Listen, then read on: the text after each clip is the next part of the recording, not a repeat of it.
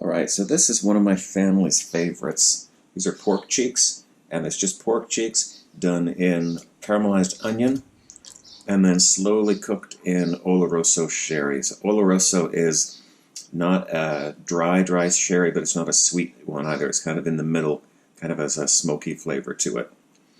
What you need to do is take these pork cheeks and just check to see that this has been taken off. This is just a silver skin. If it hasn't been taken off, you need to have your boning knife just slide through, take it off, just like taking skin off of a fish fillet. There you go, that's gone. So I will prep all of the pork cheeks and then I'll show you what to do. Alright, I've taken all the silver skin off of the back side of those cheeks. I've chopped my onion up. I've taken my heaviest pan that I've got, or pot that I've got. I'm going to start by just browning the pork cheeks and getting a nice color on them. So you need your pan really hot. And put them in and don't touch them. Don't wiggle them around.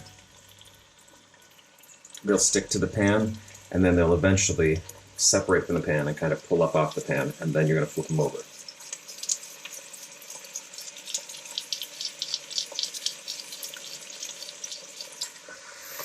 You probably can't even hear me because of this sound of this pan, but that's got some color on it. You can see how it's not sticking. That's got some color on it. All four of those. So we're going to do the same thing on the other side. Those were about 2 minutes, maybe 2.5 minutes browning up. So those are browned on both sides. I'm going to get them out.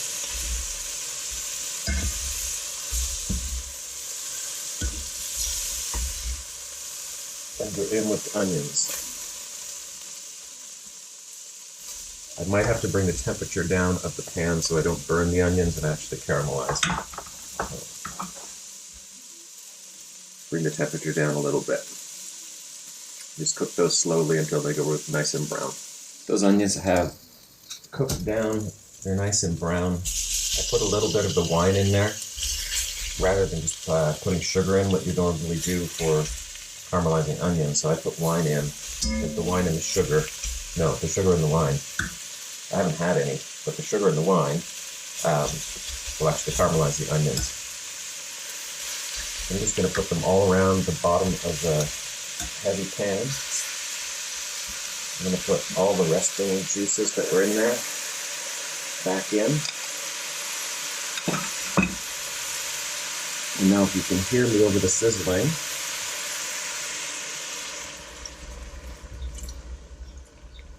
that was probably about 1.5 cups of that wine. And then I'm going to put in some chicken stock, which I made this morning. So that's maybe 3/4 cup of chicken stock. It's just they're not quite covered. And then I'm going to cover that, and I'm going to let it go really slow, just so the liquid's just blipping away. This is just to show you when I say blipping away, the technical term blipping, that's blipping. These have been in here for an hour, just to show you it's still blipping, but it's got to go way longer than that. I picked that up and squeeze it, and it's still like a hockey puck. You really have to let it sit there and just go slow, slow, slow to break down all the connective tissue. And then it'll fall apart just by sticking a fork in it. So we're going to keep that going for at least another 45 minutes. These have been 2 hours and 15 minutes, and when I move them like that, I can just feel them shaking in there. They don't feel like hockey pucks anymore. So I'm going to take these out. I'm putting them in foil.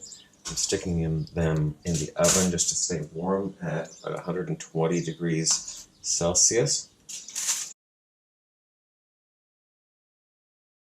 So I tasted the sauce, and it definitely doesn't have any acid in it.